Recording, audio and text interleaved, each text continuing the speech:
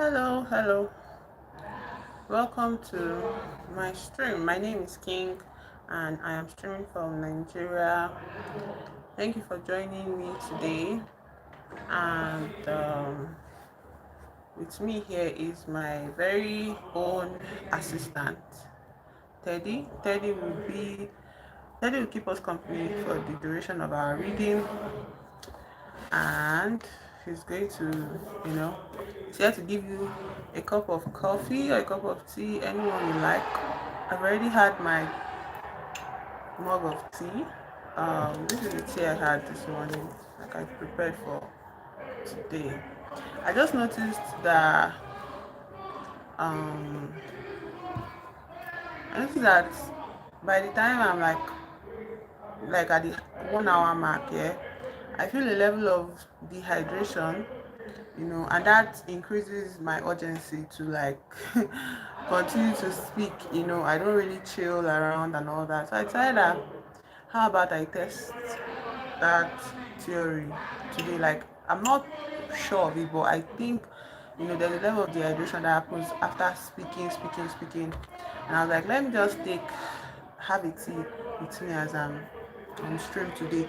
Although the thing about having tea of any kind, it kind of makes it very, I don't know. But anyway, my tea has cooled off. I can't drink pretty hot tea in this, fluctuating weather. And today has been very warm from the beginning. Um, yeah, so I'll just leave my cup of tea here. How should I keep it? I have this coaster, but I'm using it for my water right now. Anyways, welcome to stream. And yesterday I was talking a lot about how I wasn't sure I would be able to appear at 11 o'clock today, but here I am. I made it. Oh, unless to title my live, I made it, yeah. But skip me, because what was even very clear to me was like wanting to read this book, Family. So we started Family last week on stream, and we got to the point where our narrator, that's I think the main character in this book,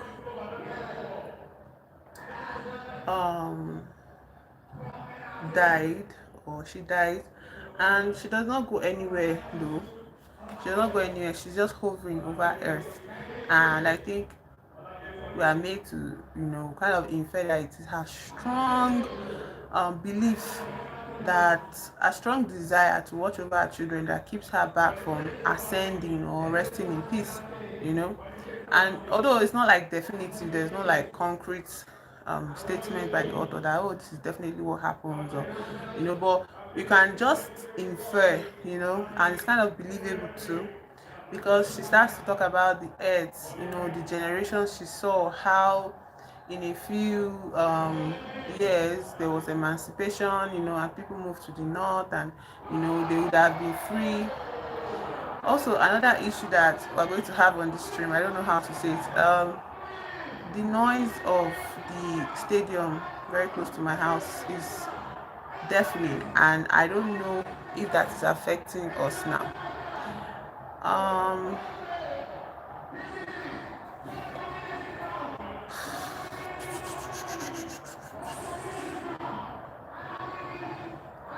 Today is just pissing me off extra, because it's just like, what exactly is making you so excited? Like, why are you so excited? What the hell is going on? Oh, you scored a goal. Get the fuck out of my area. The noise is just extreme, and I hate it so much. But I hope it does not affect our stream. I think they are getting towards the end of the match or whatever. Anyways, welcome, and yeah, today we are going to be reading this book, Family. And also, somehow I just want us to do a little flick through of this artist. It's not a catalog, it's more like an art book. There are miniature printed versions of the pictures of the artwork, and then there are also notes about the artist following them, or the period that this artist worked in. I have done a small flip through before now, but I'll be doing a lot more flip throughs as the stream goes along.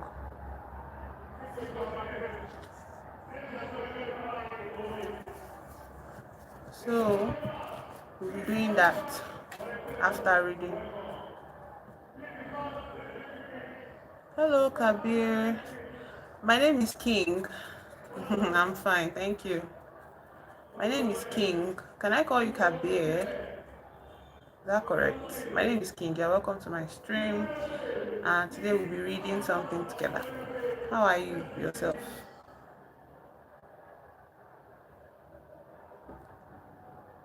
How are you? Where are you from?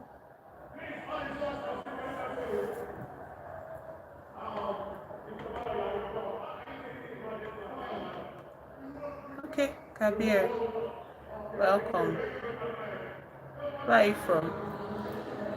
What country are you from? Oh, welcome, welcome. Have a seat. Meet my assistant, Teddy. And I hope you have fun. Subscribe, connect with me, and keep up. On this channel, we do a lot of reading, studying, learning new things, through books. Oh, from Bangladesh. Cool, cool, cool. Welcome to the channel. Welcome. I hope you have a wonderful time with me here.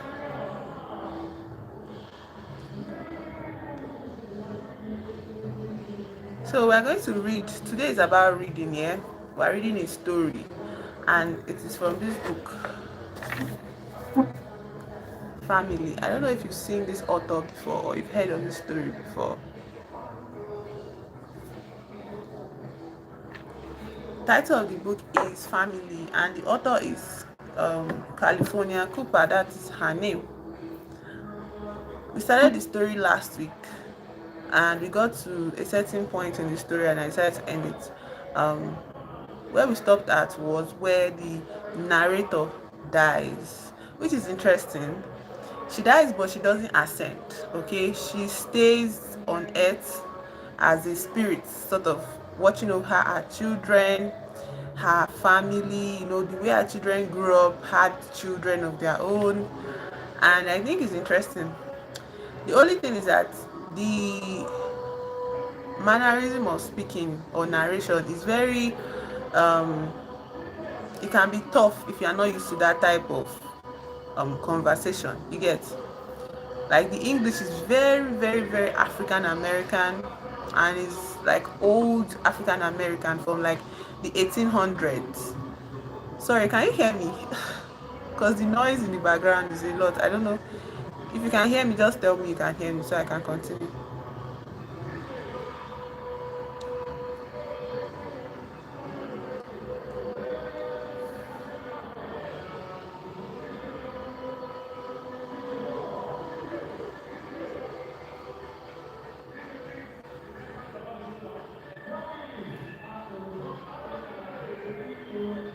Okay, good. So the language is very, like, the English is very clunky. It's African American style of speaking, and it's from the 1800s, so it might be a little bit tough to understand.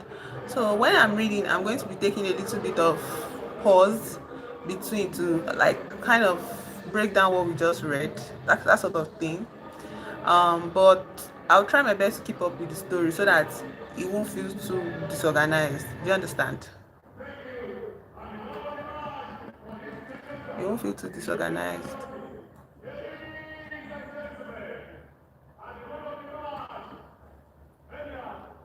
And also, we'll also be checking out new words, like vocabulary that we learned from conversations in this book, because we can't know everything, okay? So I'll be getting my dictionary, my notepad, and all of that for us to go through. Just chill. Also chill afternoon, today. I wonder what's the time in Bangladesh now, Kabir. Right now it's like just 11 a.m.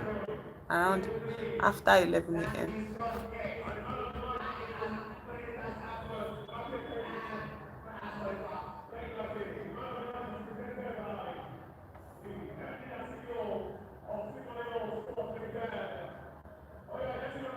Wow, 4 p.m. That's like the end of a work day, yeah? Like people close from work at this time in your country, do they? In Nigeria, I think people close like from offices around, let's say 5 or 6. So the only issue is traffic. So like even if you close around 6, eh, the traffic to get back home from work will keep you outside for like 3 more hours or 4 in some cases. But that's just my state actually in Nigeria. Yeah, I'm from Nigeria. Yes, people that you know are from Nigeria. So the traffic in my state is really bad. So if you close from work at 5 or 6, you're going to stay outside for extra 5 4 hours. That's how. So usually come back from work. People come back from work around like 9 8 10, something like that. I wonder if the traffic in your country is also bad, like hours.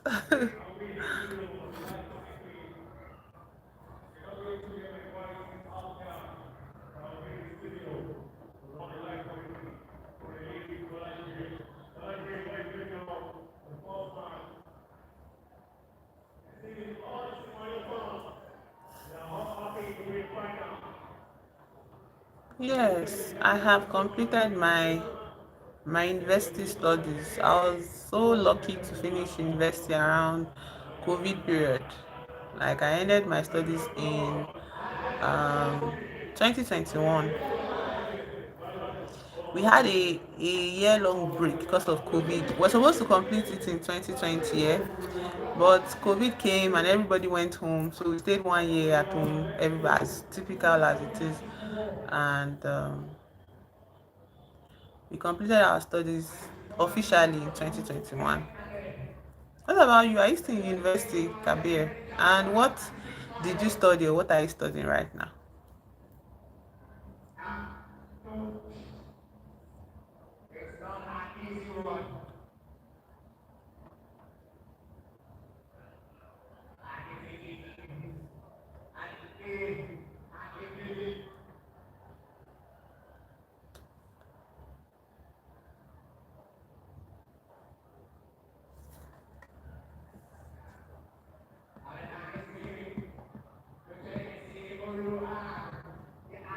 Okay.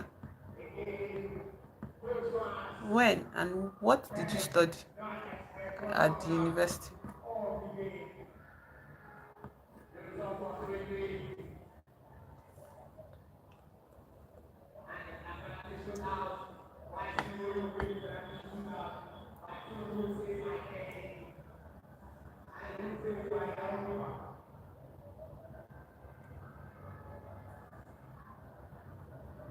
2023. Wow. That's just like 2 years ago. That's pretty like recent. So you're working now. What did you study in your university and like what do you do for work?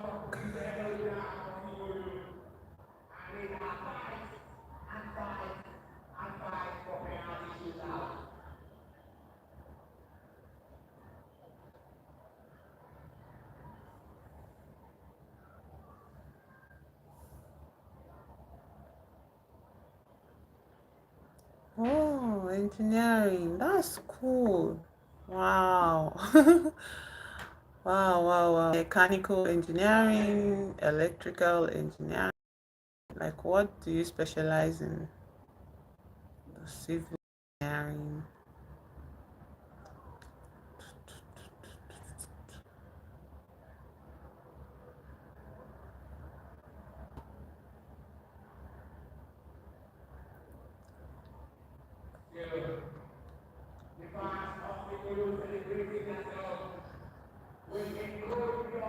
electrical.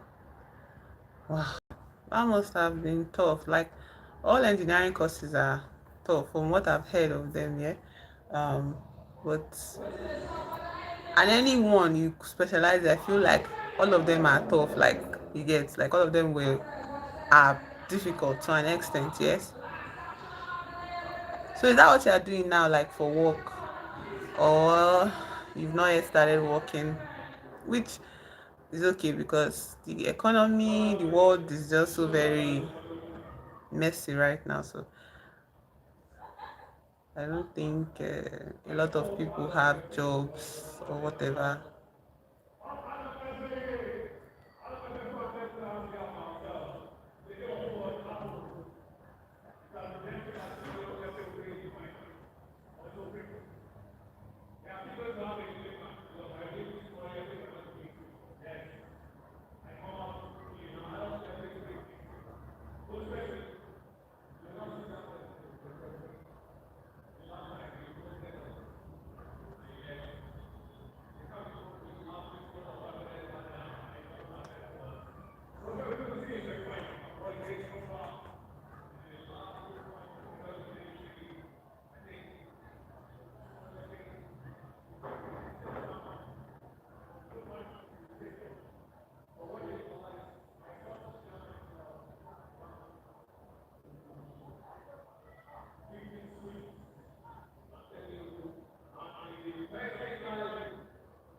My hobbies, like I'm going to do on stream today, I like reading.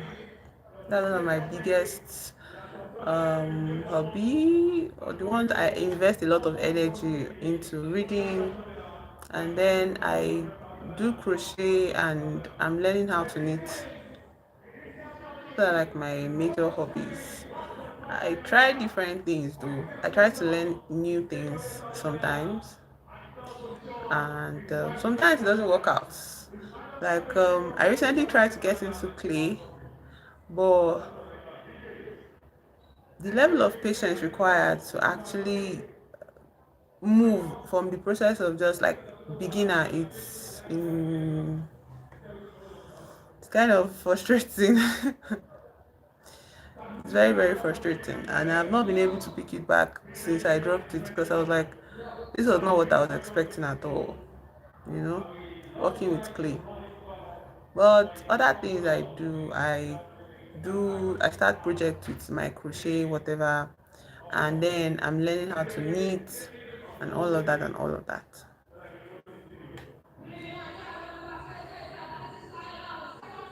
But the major investment, like into my hobby, like the hobby I invest the most energy into is reading. So that's why I do it a lot on my stream. If you check my older videos, you'll see me reading it most of the time. I'm always reading something. So if you like those kind of, you know, if you enjoy reading as well, or you're interested in stories and all of that, you get a lot of that from me here. I'm always introducing new books. Thank you, thank you. What are your hobbies, Kabir? Like, I wonder what your hobbies are. Even the people that are just joining the stream, maybe we should talk about hobbies a little bit. What your hobbies are, what you like to do, you know. Even if it's spending time on the internet in a specific way, that could be a kind of hobby. I do this thing where I dedicate large chunks of my day to watch video essays. I'm obsessed with video essays, and the way people teach stuff, new stuff on the internet is also interesting to me. What are your hobbies? What are your hobbies?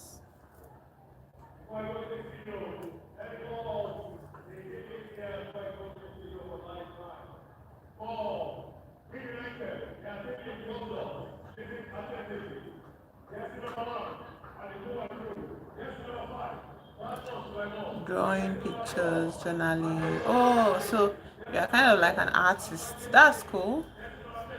What do you work with? Traditional media or digital media? And oh, journaling is fun.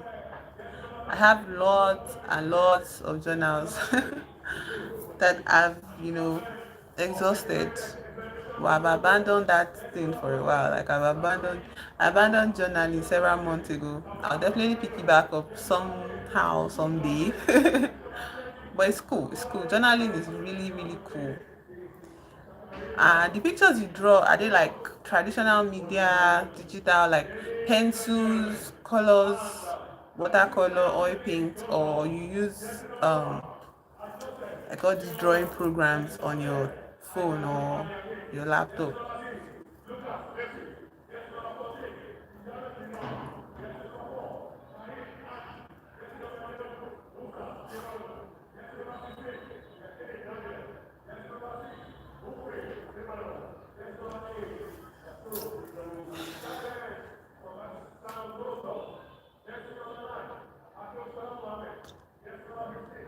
Oh, that's cool.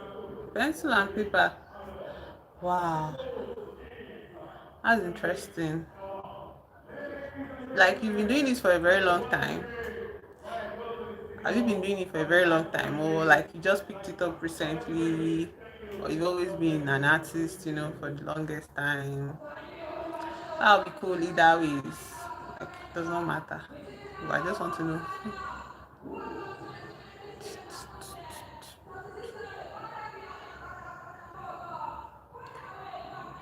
Oh, goodbye, goodbye. Thank you for joining my stream. I hope you subscribe and you know check my streams on other days that you are free and available.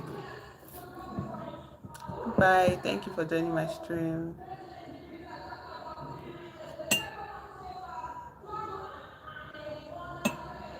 I hope to see you again.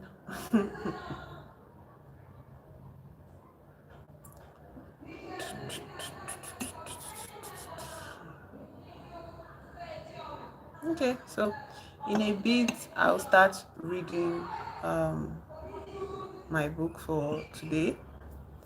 And feel free to chat, don't be shy.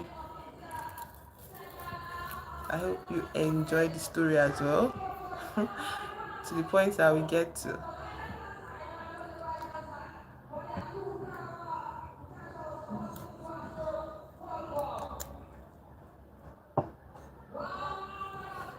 I don't know, at a certain point, maybe when I get to like maybe 200 subscribers, I might be showing up online like twice a day.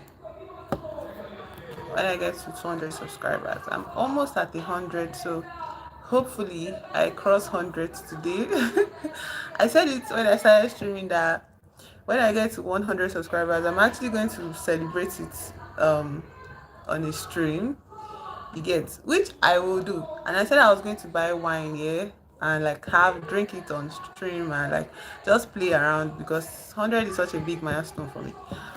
But now that I've set the milestone for 1K this month, I suggest that we push the wine to the end of the month for 1K, and maybe um crossing 100, I can just have some kind of cool soft drink with you guys on maybe soda or whatever with you guys on stream to celebrate 100 subscribers. Yeah, let's leave wine for 1K. Because when I was saying it, I was thinking maybe I'll be buoyant enough to buy, but that is not the case now. So by then I think I'll be able to buy a bottle of wine at least like the cheapest wine available, and celebrate it with us, like with ourselves together on stream.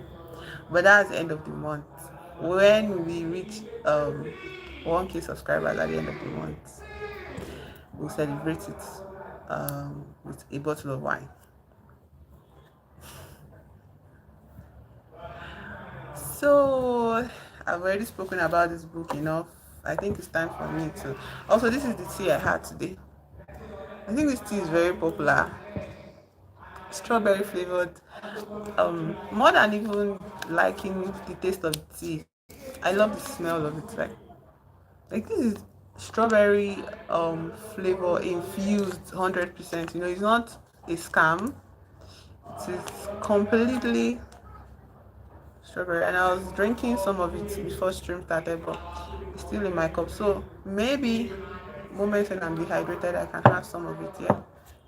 Um, to, to cool off and to like talk a little about the book. So. We got through 3 chapters last week, and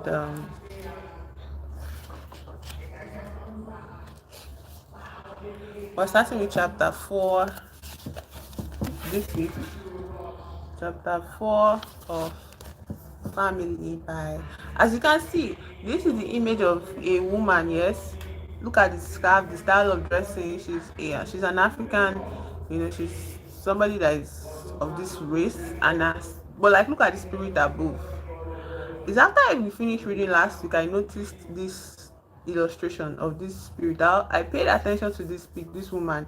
That's why I even bought the book at all. But after reading the first 3 chapters, I now noticed this aspect of the drawing. Like, this is so beautiful to me. Oh, and the painting looks so rudimentary, like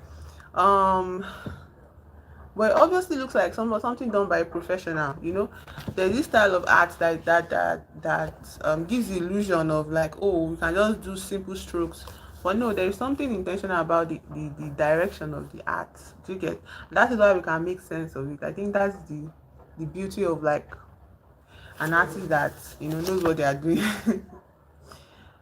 The land and all of that is very, very descriptive of the setting of the book. The world of the book, the world in which the story is setting. It's like, I think, American South with lots of ranches and lands, and what they, you know plantation. Sorry, that's the word, plantation. So this woman is supposed to be like a slave, maybe representative of a slave, and this is the spirit that we got to, like where we got to. Yeah. So let's start off on chapter 4, and I would maintain the style of reading, like the way the book is being written. So it might be a bit difficult for me sometimes to properly enunciate the mannerism of their speaking, but I'll do my best. So in chapter 4, we start off with always. Now, always is the name of a person, in fact, the daughter of the main character, the character that dies and does not ascend. She remains on earth, hovering over her children. So always was her first child, yeah.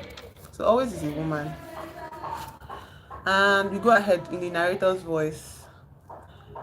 I had named my children always, which you know. Then came son.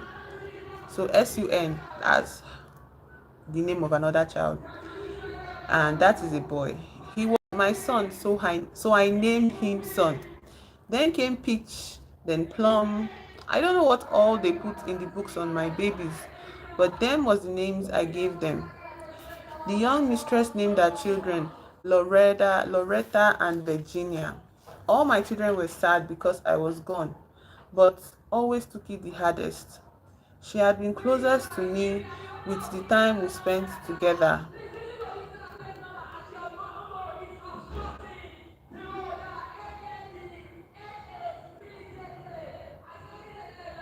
My heart grieved for all of them, but they was young and they sure was kept busy as slaves. Always was 12 years old, son was 11, Peach 10, Plum 1 year old. The big house kept always busier than ever. At 12 years old, she took up most of my jobs and kept all her own. And when it came time for her to be resting, that old mistress found something else for her to do and slapped, pinched, pulled her hair, and did all them nasty little things cruel old folks can find to do to somebody helpless. Was always a bruise or two on my baby's face and body. The young mistress did not want always in the house because she was too pretty, prettier than her own children, and looked as much as a girl can look like her father and still be pretty. But old mistress didn't pay the young one no mind. So when one mistress wasn't slapping always for one thing, the other mistress slapped her for another. She got it both ways. Always didn't know she was pretty. It's something you may not know, but most slaves that ain't in the house in a regular job never see a mirror. never get to see what they look like. Ain't that something? Can live all your life and never know what your own face looks like. Can look in water, but then your face be moving in waves. Can't see it good and clear. Always just pull her hair back and plait it, throw water on her face and go to work in the dark part of the morning. But being in that house so much, she got to see herself, and it came to her that she was white, most white as her mistresses, always got mad and stayed mad from then on.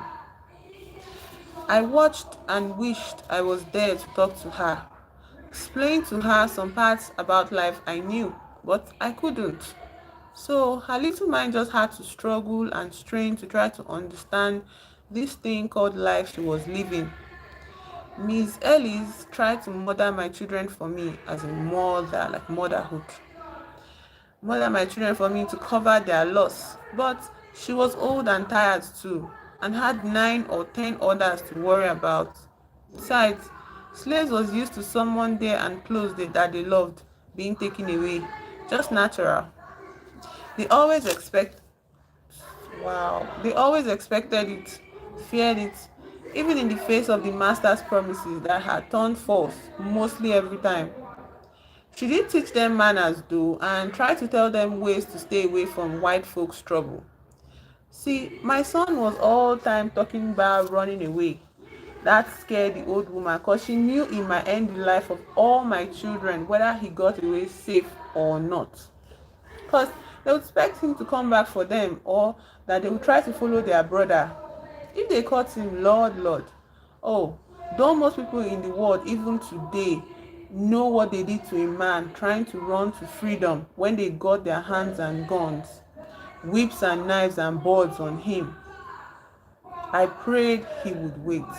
He was so young, so weak in compared to them, so ignorant of the woods and rivers. There was more and more talk about a war coming and freedom. The slaves didn't get no straight out clear information, but the word was in the air. Just couldn't connect them to mean much to a life that didn't know nothing else but what it had already seen and lived. I could see it coming from where I was looking, but I couldn't tell nobody. Couldn't tell my slave sisters and brothers, couldn't tell my son to wait just a little longer. Besides, I didn't have his exact feelings and he was suffering from that young mistress. She had done forgot that day in her house when she saw I was human as she was. Or maybe she didn't forget. Just had to keep proving it wasn't true that we was human like her. Hello. Thank you for joining my stream. Because she found the hardest and dirtiest things for son to do. I could only watch. Oh, do you know a mother's heart? I noticed while I was watching though that the oldest daughter, Loretta, watched my son whenever she was near where he was. I knew her mind. I saw she was knowing he was a half brother. And thank God she was sorry for him. Isn't it strange how people can have hearts that look alike but have all different things in them? I mean, they have said all people can love, and I'm not sure I believe that. Seems like some people have only a drop of love in their hearts, and they even have a hard time loving themselves because that drop dries up with instructions from their mind or maybe just not using it. Then some people have so much love in their hearts that they don't have a hard time loving people and things they don't even know. Then you got all them that's in the middle of them too. And some, I believe, with no love at all in them. The way they live proves it. Loretta was kind in her heart. She was only about 12 years old. One day, she brought him some cake to the backyard where he was turning the ground for the house garden. She sat down on a little bench out there. He didn't look at her direct, but he did know she was there. She sat a bit, then got up and laid the cake down by his tools. Said, "This is for you." He kept on working till he walked on over there where his tools and that cake was. Then, taking it up and walked with one hand, hoeing the weeds and eating that cake. shoving it in his mouth before somebody saw it, mumbling, "Thank you." She sat, kicking the dirt beneath her feet. Then she asked him, "What you think about your life here?" Well, he didn't know much about life, but he knew enough to say, "I want a life like yours." She said, "I don't see as how you can get it because they call you, you know, slurs. Because your mommy was a slurs, which I will not be repeating." Crumbs falling down his chin, he says, "My mama wasn't no mommy. She was my mother." I smiled in my heart. She said, "Well, everybody knows that's what you call him. It's mommy." My son say, "No, ma'am, that's what white folks call him. We call our mother mama when she was living." She say, "Well, anyway, you ain't really a white boy, all white boy. You got slurs, blood in you." He wiped his face with the sleeve of his raggedy little shirt, hit a hard lick with that hoe. "I knows it." After she looked around, she asked, "You think you're gonna run away?" I got no need to breathe, but I gasped then. He got worried. "No, I don't think so. He never thought on it." I knew he thought of it every day. Now, this Loretta wasn't smiling nor laughing through none of this talking they was doing. She was a serious child. She asked him, "Cause you don't know how?" Sun hit at a mosquito or two, kicked a small rock out the way with his bare foot, said, "I better get on back to my work," as he turned back to his job. They both looked thoughtful. Now, young mistress had been watching from the kitchen windows. She snatched the door open and hollered, "Boy, get back to your work, you lazy." Loretta looked at her mother with a mixture of annoyance and fear, then got up and walked slowly across the yard, up the steps through the door her mother was holding up open for her. "Hello, Bianca. Hi. Welcome to my stream. I am reading from this book, Family, and I'm chapter 4. We started with the book last week already, so I'm just continuing from where we stopped. My name is King, sorry. My name is King and I'm streaming from Nigeria. Where are you from? You know. So, continuing the story. Something must have just been in that child that day because she spoke in a low, hard voice to her mama. Don't you dare call him a slur. He is our half brother." And the young mistress sent her flying across the room with a slap so hard I almost felt it. Young mistress say, "No child what ain't come from my body is no kin to you. That boy ain't nothing to you. He ain't nothing but a whatever is what he is. And all of them, you ain't got no brother till I give you one, you hear?" And so that passed. But son wasn't allowed to walk that particular piece of land anymore, so close to the house. Howsomever, so them children did find ways to talk again. Out back of one of the barns or near the new chicken house, wherever he was working, Loretta always brought him some fruit or something. Always had a gift in her hands for him. They just made small talk amongst the manure and the weeds with the cows lowing and hens just pecking around. Then one day she asked him, "What kind of present would you like to have that you would keep forever?" He stopped working and leaned on the rake. He trusted her more now. After a moment, he looked round carefully, lowered his voice and said, "I want to read." Her eyes got so big and round. "My daddy would even beat me to pieces if I helped you to learn to read." He lifted the rake and slowly went back to work. But he knew her now because they'd been pretty close talking for about a year. Still, before she left, she said, "You know it's against the laws for you people to learn to read." He stopped working again, looked at her a moment and said, "But you don't told me I ain't no, and I ain't. Look." He held his arm out. I am most white as you. Your daddy is my papi. For some reason, the little girl Loretta burst into tears and ran from the place. Too young and confused, if I guess right. It must have hurt her but her daddy too. She knew it, but nobody ever said it. The day did come, soon, when she would take to doing her lessons in the shady backyard. Then, soon, she was wandering off to the woods. In them days, everybody had woods. Big, huge, tall, shady trees, all kinds, but mostly pines. Son would meet her out there and she would teach him about reading and numbers and things. 3 years passed like that. He would transfer his information without a book to Always and Peach, while Plum, too young, just sat listening. Them children had to be mighty careful and they knew it, was raised knowing it. Even around other slaves, because even a slave would tell on another slave. Some folks will do something for somebody they don't know, don't like them no kind of way. For a moment, empty attention, which doings only gets them known in the house as a good whatever to the white folks. Yet, them white folks really didn't respect you for telling on your own kind. Thought it was nothing in their hearts. That's why so many of them thought we was ignorant fools to the bone. Anyway, my children learned. They still had their own personal jar of pebbles for their age.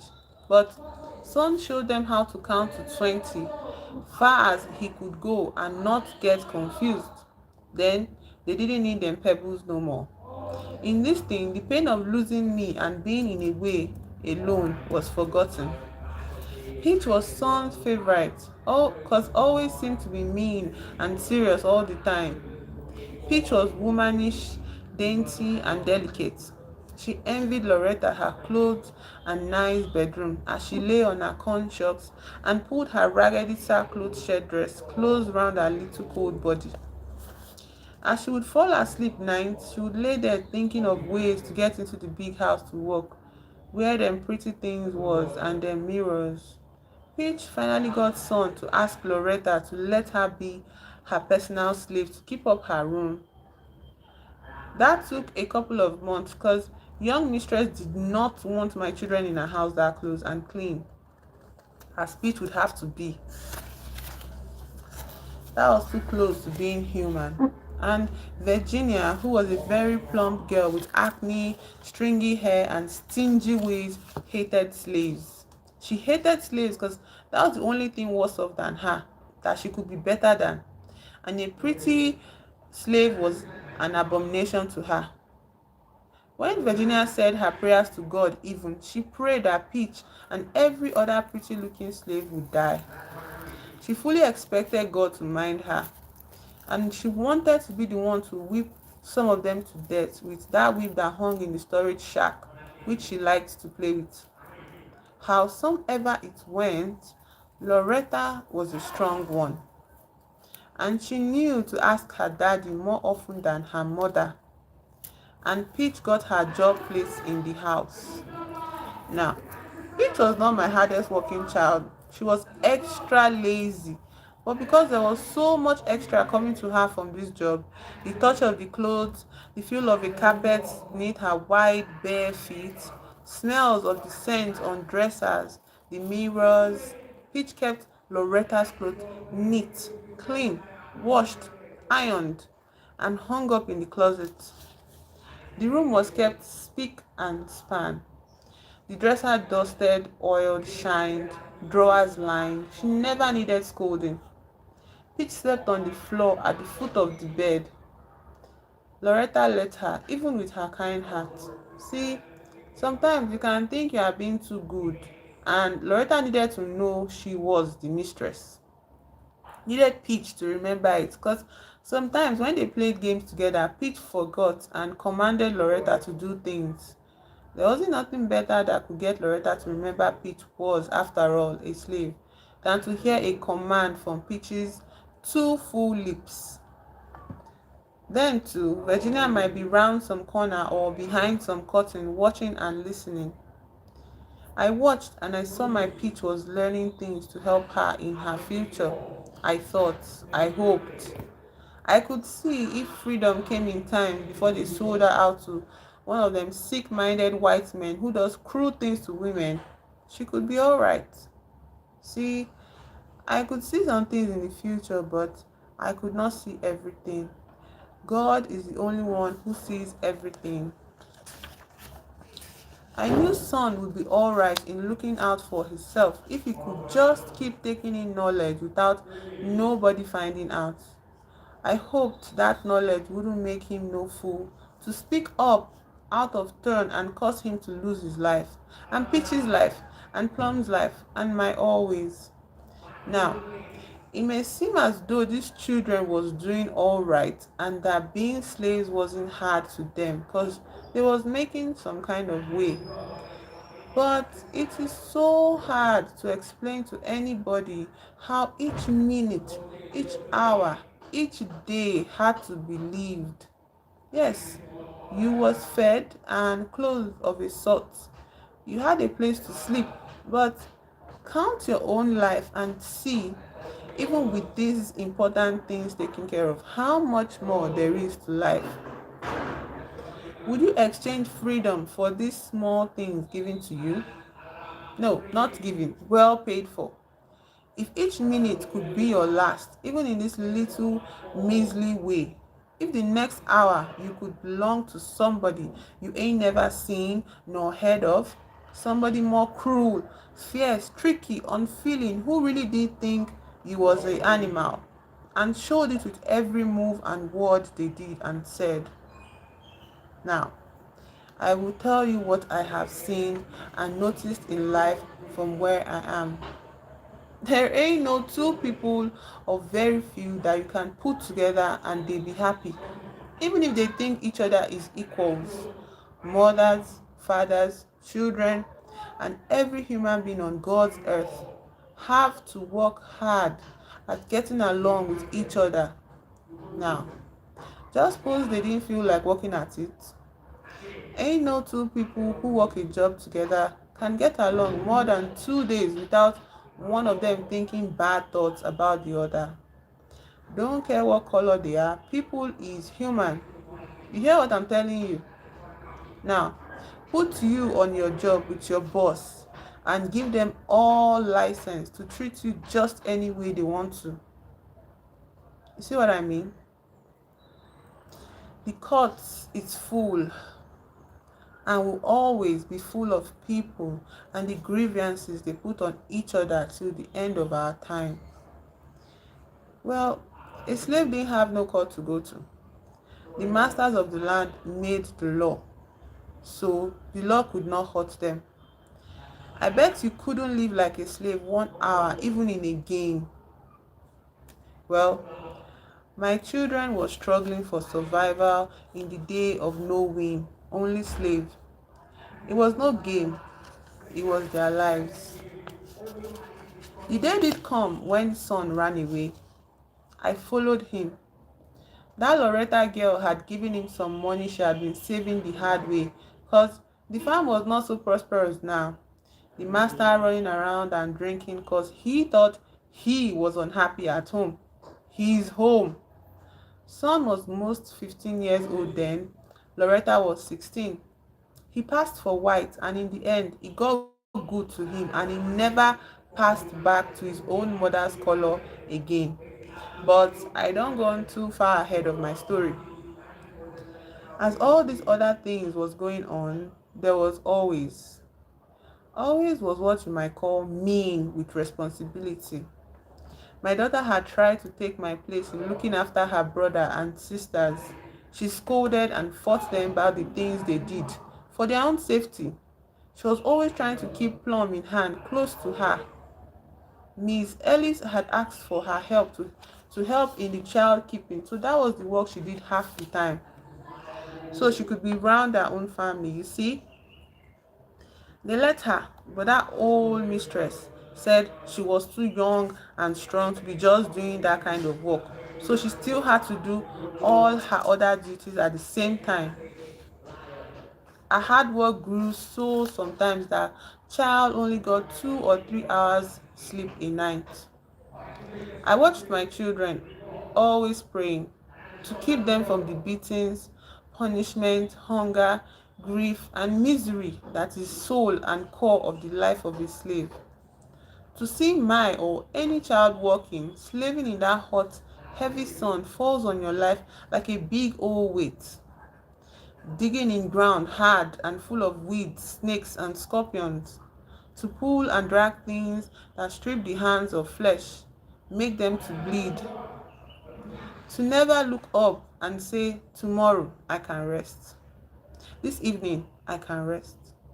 To bury hands to the shoulders in hot water boiling over a fire filled with lye soap, to wash another person's dirt for no pay and no thanks, to cook and serve, sick or well, serve people that don't care how you feel, never think of what is in your mind, in your heart. Then white people made hate.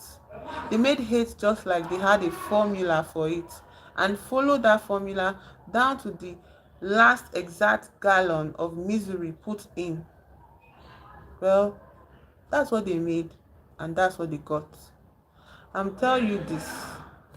There was still a few of them real people that loved them white folks, loved them, was proud of any job they had that would make them close to the master, that they looked down on another slave just like them as if they themselves was better because they was close to the master of all this misery. It's some folks out there in your world right now today are like that, all colors. Watch them, because they are fools. To kiss the hand with the whip in it and scorn the hand of friendship with somebody like yourself is a sign of insanity to me. Now, I ain't saying be no fool. What I am saying is don't be no fool. Now, other people ain't no fool all the time either. Young mistress noticed that son didn't walk and walk like he had no hope, like he was in some misery all the time now. She watched Loretta closer. Naturally, it come up in time that son was going to be sold. Besides that, things wasn't going too well on that farm. Land drying up, wearing out, slaves getting old, so many costs, so much to keep up. The talk of war, which was sitting right on the tail of the South, made slaves hard to deal with at the time. And people, white people, didn't take to slave what was too light round there. Had to go down to New Orleans if you wanted to sell them. Old mistress was fussing and carrying on about all the money the farm was losing with no good care, even while she ate her pecan fudges, baked ham, and chicken and rice stuffs. But it didn't do no good with her son. She was so big and fat now. She didn't hardly come out of the house, so she couldn't see everything. But she knew there was supposed to be money out there in them fields and in them slaves. What old mistress didn't know was her son had picked up a disease on one of them trips to somewhere trying to sell some of the slaves. He had passed it round to some of his own women slaves at home. Them slaves didn't know when they had nothing, so wasn't nobody trying to kill nobody. So besides all the money being lost, other things, meaning money, was being lost too. Oh, things was really going down. That's when the special trip was planned for, to go to New Orleans to sell more slaves, more human hearts. Loretta knew son was going to go if he stayed there till the couple left. As time had passed, she felt of him more like a brother.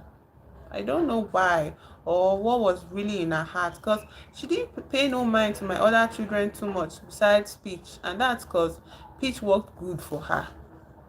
Loretta gathered money, much as she could squeeze and borrow out of her mama and grandmother. That child took some of her father's best clothes and a satchel. She got some way lying son to carry her to the town in that carriage her mama had begged for and got. She bought Son his ticket, helped him dress, and put him on a boat. She waved a handkerchief goodbye to her brother. He promised he would write and let her know everything using the name Mr. Freya. Wasn't they just children? But her daddy, his daddy, had him taken off at the very next stop. Somebody had seen and told. Probably somebody was a slave, maybe not. Anyway, Loretta got excused with a scolding because that man had fooled her with his lying tongue. Son got 100 lashes with a whip that had metal tips on it. Got rubbed down with salty brain and cayenne pepper. Got chained to the plow night and day to pull right on along with the mill. Ate only bread and water for 30 days. Hadn't been for always sneaking him out some fruit Loretta had given her now and then, that boy would have died. Oh, and the care and medicine she put on him at night when she should have been resting from her work. She would fuss with him, then cry with him and hug him and call my name, Mama, Mama. When he came off that, almost dead, old mistress said he needed cleaning out from all them running ideas. She gave him a dose of castor oil and more cayenne pepper to clean his inside out. Then they almost tore my boy's insides out. Oh God, how he made it, I do not know. I really do not know. 3 months after that, they tried again, Son and Loretta. Only this time, they darkened his skin with something and he passed for black. They wrapped his better clothes and things up in a large, neat package, and she told the train conductor he was taking a package to her brother in the city, was heading up north, and that her brother would meet him and send old Joe back to be sure and see that old Joe got there all right. Old Joe was bent over, couldn't hardly talk, and just sat all the way with his hat pulled down, most over his face, sleeping. Son's last word to Loretta was that he would write soon as he saw Mr. Freya and to take care of Peach. He didn't say all his sisters because I guess he didn't want to weigh too heavy on the little lady who was helping him to freedom. He knew Loretta didn't like Peach so much because he did love her. Well, sometimes jealousy gets in even a kind heart. I need to read first because I'm very sad to read.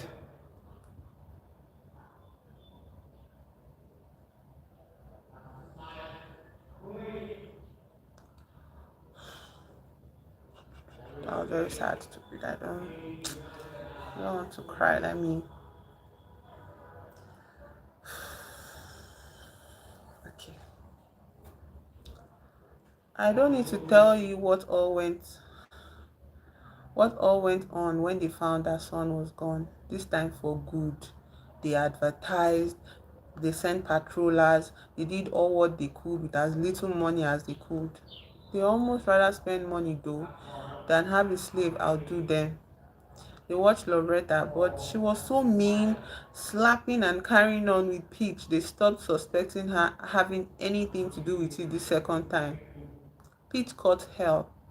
About 6 months later, Son's first letter came. Said it was from Reverend, and they knew Son couldn't write, so nobody paid no mind to it. Don't ask me why. He spoke so much about how Peach could join him and he could take care of her till she found work and all like that. Didn't say nothing about Loretta except thanks. It's the strangest things come out of life sometime.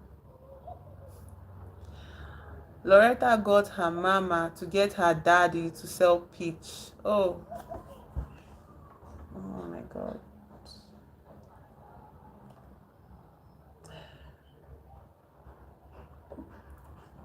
There's just, there's just something to say about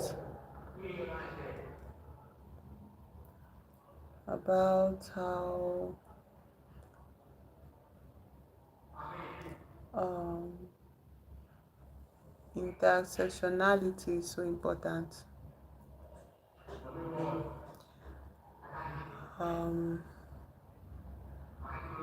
Loretta was probably like, oh, this man, this my brother has forgotten me. And I think it happens in the real world, where some women get caught up in being a savior to a disadvantaged man. Meanwhile, which is not wrong in and of itself, but they get caught up in being savior, and as a savior they would want some sort of reciprocation, some sort of adoration, some sort of worship, some sort of worship from this man. And also something to be said about when they don't get that worship, they don't take it out on men, they take it out on any kind of woman that might be, you know, aligned or attached to this disadvantaged man. Like maybe they might get angry with his wife, they might be mean about his girlfriend. And in this case, she was pissed off about his concern for Peach, not realizing that Peach is his younger sister. Plus her position, he cannot worry too much about her because she's literally a master in a day where there were slaves and there were masters, and a master can own any human being they deem to be a slave. So he's worried about his sister, who is also a slave. Of course, his letter is going to be about, oh, let me take my baby sister out of there, and since you are taking care of her as well. But for her to now be so vindictive and so pissed off about it, or to now make sure that they sell Peach, knowing that the fate that awaited Peach in any place she was going to be hellish. The hell that she wanted to save her dear brother, her dear half brother from. And I just think, like, at this point we can see how when women speak about female solidarity, like, we can't just speak of female solidarity as an umbrella term. We need to pierce through the intersectionality that comes with such a movement. We need to be intersectional, okay? All women are not the same. So her whole decision to save her brother and all of that, like her half brother, like she could not see anybody else aside from this boy that she picked on, that she started obsessing over. She could not see anybody else.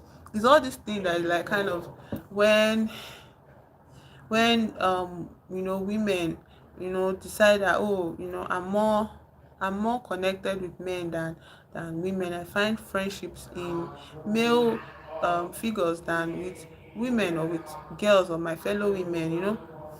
And most women that speak like that come from a place where their first introduction and relationship with the woman in their life, like the primary woman in their life, is bad or was bad. Like she had an oppressive, fearful relationship with her own mother. Her mother was full of hate, for other people, but her mother did not love her in any way, did not respect her, and her mother was violent towards her as well, because at the end of the day, women didn't have rights. Okay, a white woman was a step above a slave, but she was not on the same place as the ultimate leader of that system, which is a white man. You get? So the internalized misogyny that her mother had was fully expressed on her, Loretta. And so she probably, and her father was absent, so she probably, found connection in this. She stretched out a hand for connection with this her half brother, and she found it in him.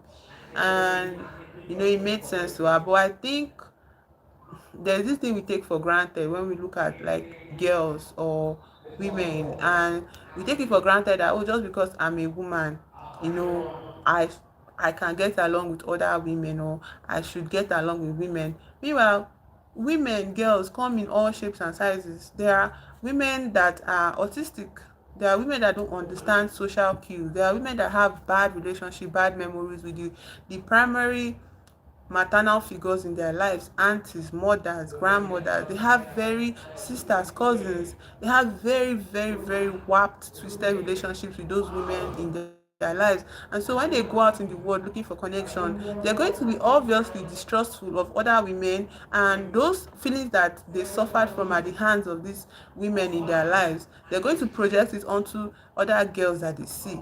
So I feel like sometimes when we have discussion about pick me or male centeredness, I think we need to look at the other aspect of it, that most of these women that are male centered or doing this I'm not like other girls, they might have experienced, I'm not saying all of them, but some of them might have experienced traumatic, or might have had traumatic relationships with women in their lives, with girls in their lives, and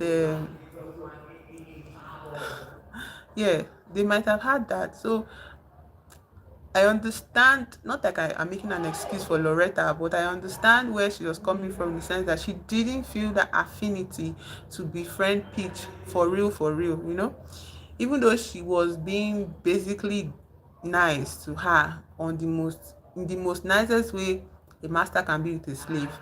She was doing that, but she refused to extend herself. Now the vindictiveness comes when, instead of getting her reward for saving this man that she loves and she adored, you get, I'm not talking about in a romantic sense, instead of saving this man, she ended up like instead of getting the reward, she feels she was not rewarded enough, and then she took out her anger and her betrayal on the closest object, the closest person, to her that she could vent against, and that was Peach. Also, she did it to hurt him, because obviously there's no way she have the mental or emotional um, fortitude to actually say what she wanted to say to Son. She wouldn't have, if he had spoken to her at all, she would have crumbled. You get, but because she had this adoration for Son, instead of directing towards him, that, oh, instead of you to ask of me, like, why would you abandon me? It's not like she was having a great time there with her parents, but um and again, there's no way he could have made way for her to come to live with him. It's not possible. You get, even if he's her sister, like, oh sorry, he's her brother and they're related, I think she was kind of expecting him to also come for her, like, oh, will you come and stay with me as my sister, let me take care of you. You get, because obviously she was not having a great time with her parents. It was horrible at the farm. They were poor. Their dad was drunk. Her mother was oppressive. Her grandmother was, eating a lot and just causing problem everywhere. So she probably expected him, but she didn't ask for it. She didn't say anything about it. She did not articulate it. And also, me, I'm just making this inference, because immediately she gets this letter, she just goes off on, like, she just rages, and she somebody that does not really make, like, pressing on her parents. She pressed on her parents to sell Peach off, which was like supposed to look like a death sentence for Son himself, that they planned twice for him to escape at the very huge risk, you get. But um she did that to Peach. She just sent her off,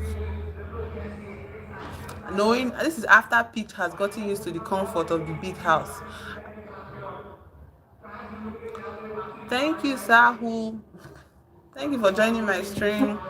I don't know what's in my mouth. Sahu, my name is King. Welcome to my stream. Thank you for being here. I hope you enjoy yourself here. So let's keep reading now. We are still in chapter 4, which is a very long chapter. I'm streaming from Nigeria. This is Nigeria. I live in Nigeria.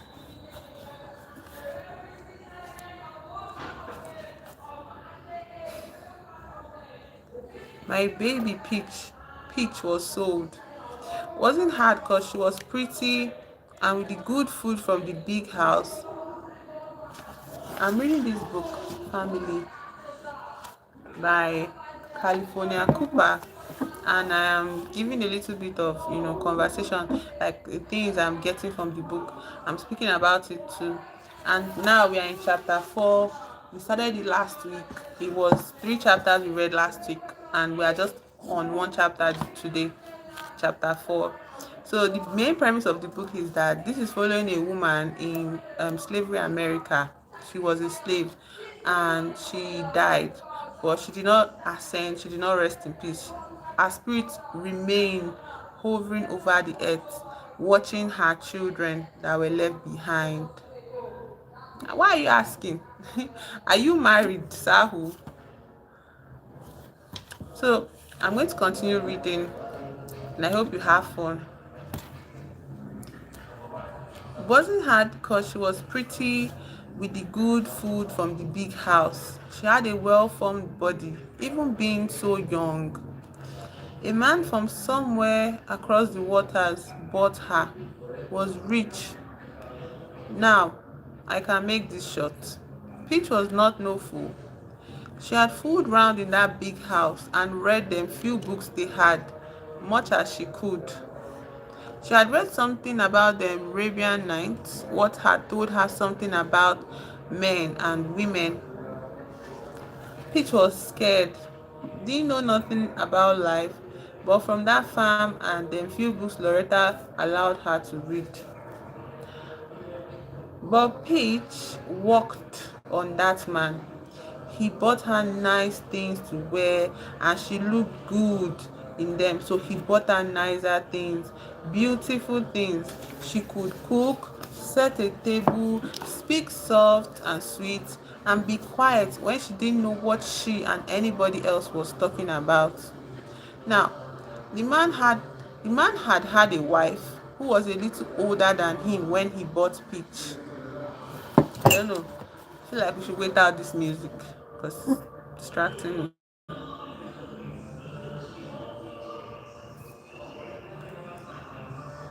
I'm waiting for the music to fade out. It's so distracting.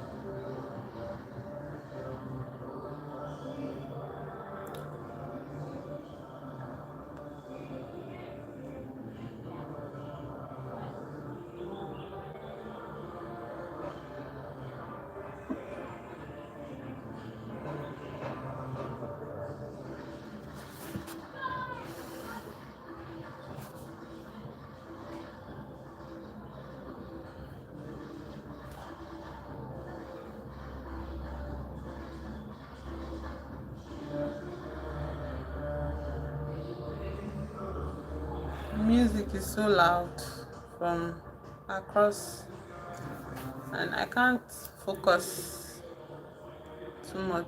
It's just in my head like this. Is it over?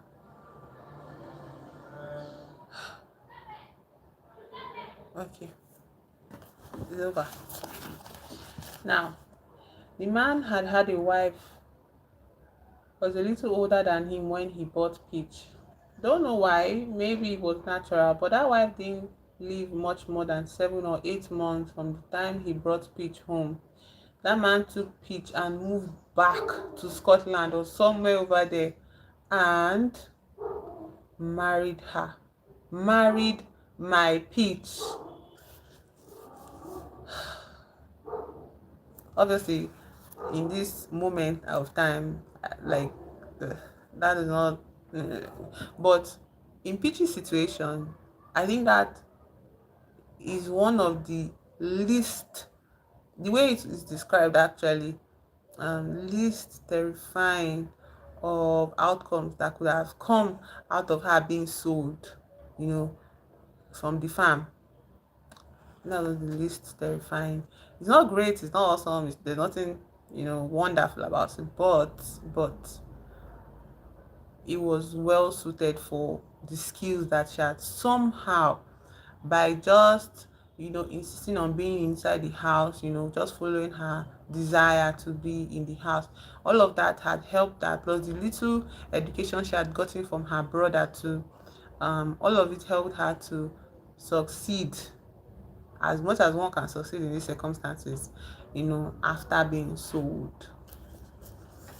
I was trying to watch my children, my blood, but it was getting all spread out. Now you know that sun is far away in the north in America, like far away, and now Peach has gone to Scotland. Now some of my black blood was in Scotland somewhere. I understand though, I understand. Peach used the only things she had to work with to escape the life of a slave.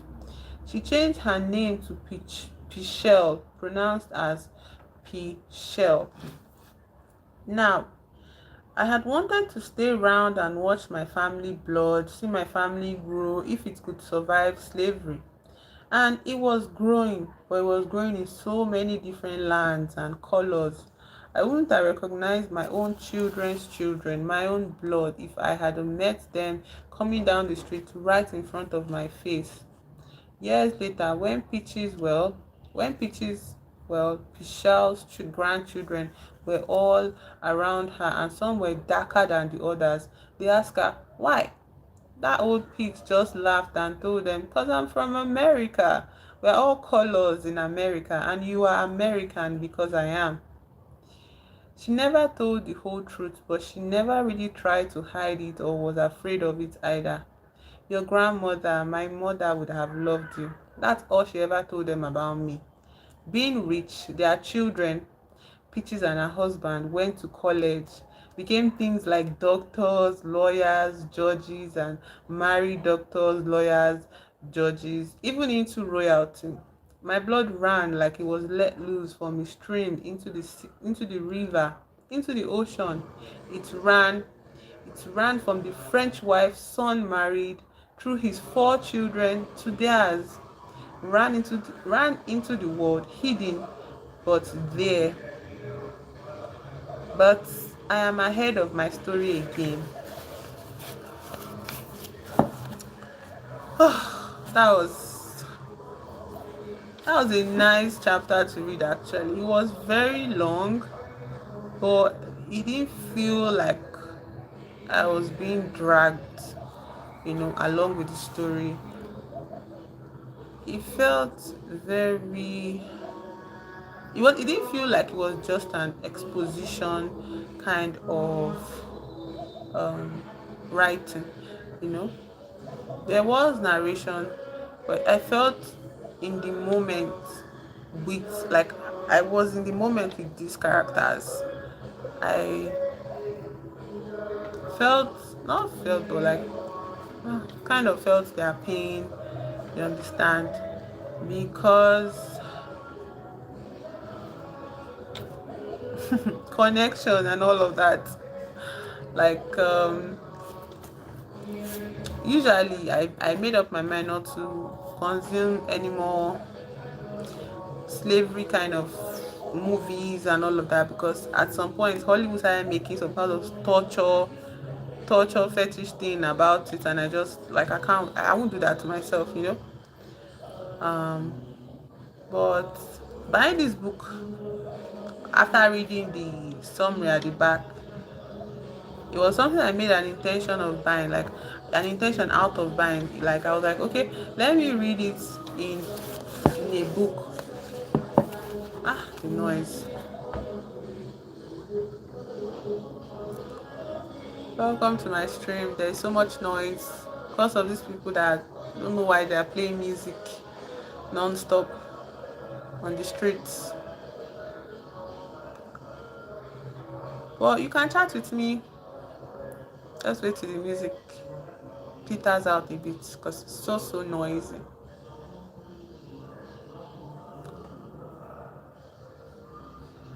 My name is King.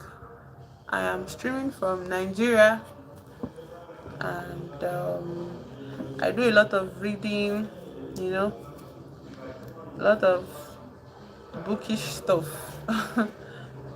because that is one of my hobbies, reading.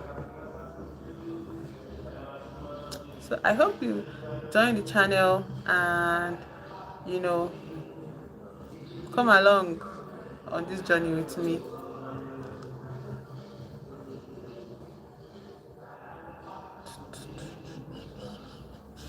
I also hope you're having a great day. Let's start from there. Are you having a great day? I am having a swell time because aside from this minor noise disturbance, I'm having a swell time because this book is actually very um it's such a wonderful book to read. The reading experience of this book is pleasurable. It's the pain I feel, empathizing with these characters is not the point of my enjoyment of it.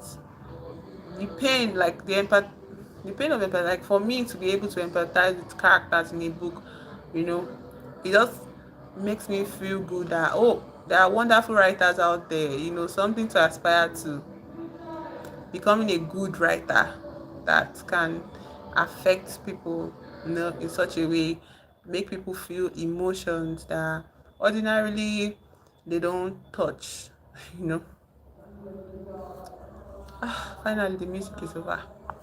So music is over, they'll still come back, but at least for now we have a little break. So um chapter 4 was a journey, which is what I can say of all the chapters. As we approach the end of each chapter, it feels as if, oh, we're coming to the end of the book, but like the book still has some pages to go.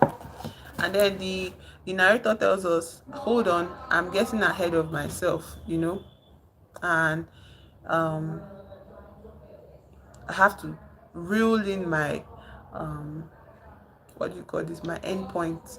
That feeling you get when you're approaching the end of the book, I have to reel that feeling in and be like, no, no, no, we have another chapter to meet. That's how complete each chapter feels whenever you get through it.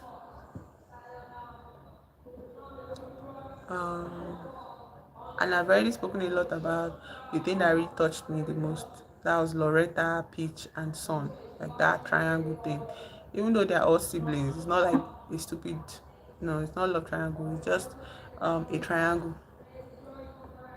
But so far, I read a gory scene of one of those means of, torturing a slave, and it was horrifying just reading the words. You think because you're not watching the movie of it all, you think words will not hit you. I think words even hit harder than moving pictures, like films or whatever, movies.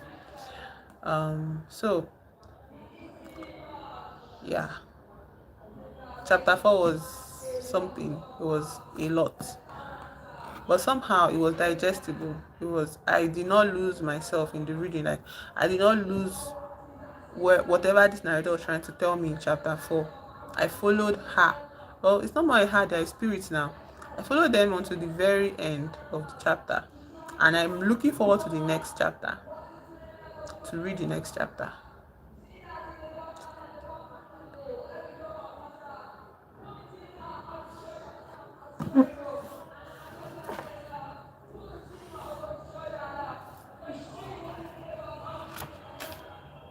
So yeah, let's continue with chapter 5. Now there are two children left. Okay, there's always Son, Peach, and Plum. That's 4 kids. But now 2 kids are out of the farm. Always the oldest, the one that lived with her mom a bit and got a little bit of comfort from her mom, and the last born, Plum. Chapter 5. Always was left with Plum, still slaves on the land where the master of the land was destroying the land, and the slaves and his pitiful little wife. I returned in time to see them burying old mistress. She died from sugar diabetes, high blood pressure, heart trouble, and something now they call hypertension. The farm had fallen down so quick in such a short time till I hadn't realized how far down they had gone till I saw the funeral for old mistress. It was a shabby one, not at all like the one she must have dreamed of. trying so hard. The noise is just unbearable.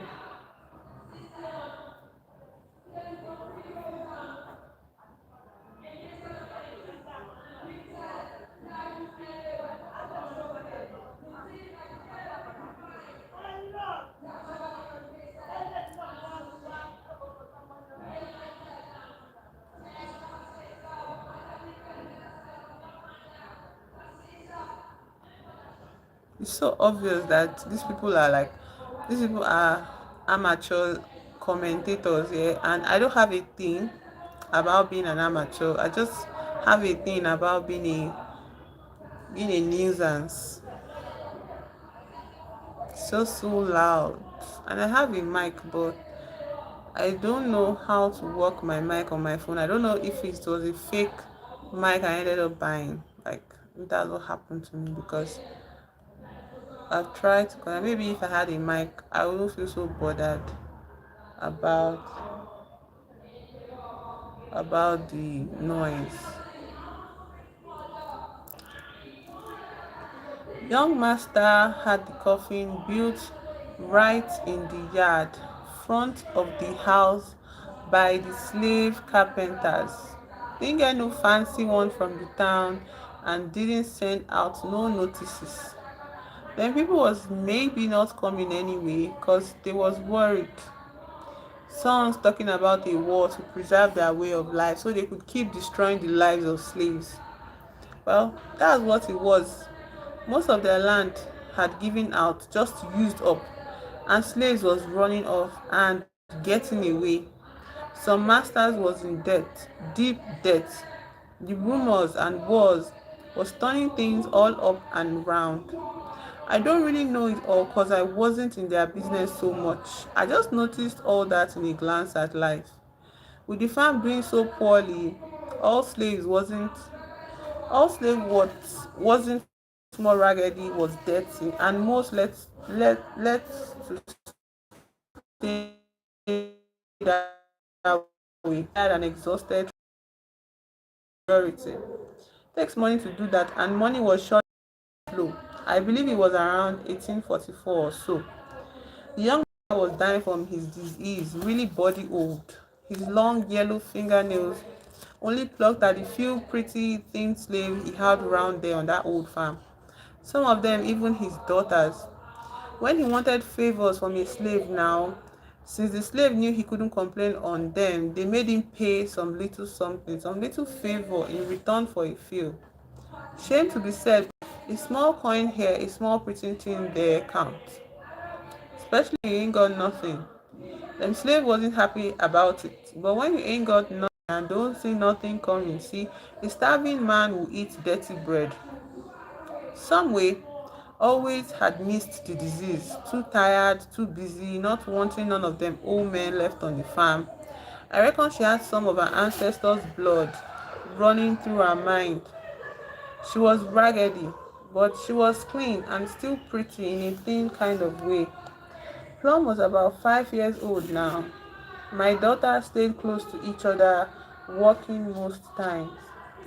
Plum was a bit sickly, delicate, nothing always could put a finger on, but something was there. The child had no appetite, nothing. So she was extra dear to always, because the link with her family was only going to be as strong as Plum was. Love is a hard thing to make in the kind of circumstances my children lived in, but they made a love and it held them together and probably kept them from going crazy. I know Plum loved always so much. She didn't even not always tell her when she was in pain. Just go off in some corner of that old chicken house, hide her face in her arms, and suck her thumb till she could feel better. Such a little tyke, all alone. My heart yearned to be in that chicken house with her, to hold her, comfort her, make her well, but I couldn't. Then the time showed up to sell some of the last slaves to keep the big house going. One of the men who showed up, Doc Butler, didn't live too far away, maybe 18 miles or so.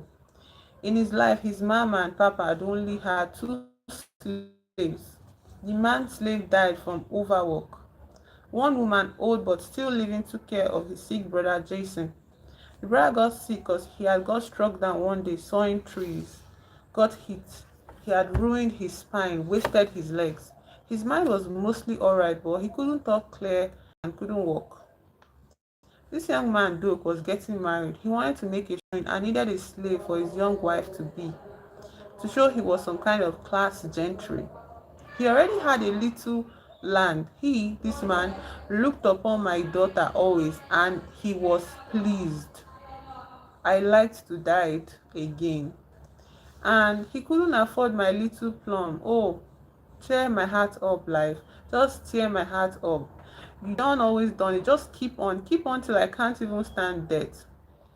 Doak was getting married to what he considered a genteel lady named Wanda Sue, called Sue. In truth, she was a hard-working young woman, Christian upbringing, shy, reserved, delicate constitution as the times called for, about to be what came early in those days, a old maid. She did believe she was superior to the darker race because it had been bred in her, but she was not cruel. She was a virgin and willing to do her duty by her husband and give him sons as her father and mother told her to do.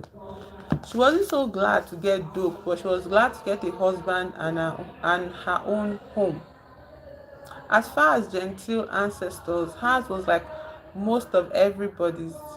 A female ancestor had been sent to America as a white bondswoman and served her 7 years in hard work. Cause whatever she had done to get them 7 years, poverty had made her do it. She got to America and times was just as hard here, but more opportunity to work in a clean growing land. And cause she knew she would be free someday. In her years here, need turned to opportunity and a good solid marriage with a hard working man.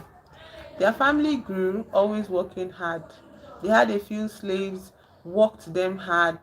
Then some kind of trouble hit them hard and they lost a lot, long with the right to choose a better, more prosperous husband for Sue. She was now, like I said, going to marry Doak and he was getting a slave for her to show he was quality folks. And like I said, he saw always. Doak also saw Loretta. For Loretta, the times was harder and men were few, but being like she was, she kept herself a distance from all what she thought to be beneath her, like poor white trash. It never seemed to touch her that her family was getting poorer and the farm in debt. Because she wasn't trash, she was well bred, got to give her mama that. She wanted her girls to be ladies, and one was. Loretta was also looking more to hear from son. Yeah. Not from loving him as a man, I don't think, but just to hope he found a way to get wealthy and send for her. What was I saying? Pay her back and get her away from the empty country life she was living. She dreamed of having beautiful things again and being a beautiful woman too. Just like life, everybody dreaming. Virginia saw him and felt she had fallen in love as far as her hard, little narrow heart would let her. She peeped through windows, peeped behind curtains, looked round corners, and found 100 excuses to come through the front parlor when her mama and Doak was talking business. Young mistress had taken over trying to run the farm, trying to stay on top of hard times and life. When he told young mistress he wanted a maid servant for his future bride, I am to be wed in the very short future. I wanted to buy or purchase the woman in time to train her for a bit before my bride comes into home. Mistress looked him over very carefully. She had 2 daughters, marriageable age. No suitor in sight except some reverend who had been writing Loretta for too long a time not to have said something beside praise Jesus, as Loretta reported he said. And this here man may not be rich, but he was landed and he had money enough to buy a slave where they had to sell one. She bowed her head, folded the money, and placing it discreetly in a drawer, said, "Well, sir, I surely hope everything goes well for you all. We may be having a wedding some day soon ourselves, my 2 lovely daughters. He bowed his head and smiled as a southern gentleman would. Yes, ma'am, I seen them. They be bright, lovely, beautiful young lady. Young mistress too, that she said, they have so many suitors. They just haven't decided which to choose. But if I had known such a handsome and worthy gentleman was just down the road from us, we would have included him in some of our functions here at Swallowland. Dog perked up, thought, "Oh, I am a gentleman. It showed, didn't it?" He brightened, thinking of Loretta momentarily. "Yes, ma'am." Young mistress called a house slave, old Dora, and sent her for always and ordered lemonade for Duke. All the slaves knew somebody was going that day. They had been going so regular. One or two when different kinds of white men tried to look them over. The mood, the atmosphere of the slave quarters was sad and grey and blue. Deep sighs, hand clasps, tender touches, tired walks off a space or so, then a return to sit and handle old belongings. What wasn't nothing but just there to someone who ain't had nothing else. The house, what wasn't never their home, was now home in a different way. The real old ones or sick ones was only a little better off because sometimes they would be gotten rid of. There was only taking up space and food sorely needed now, and they couldn't work as hard for their upkeep.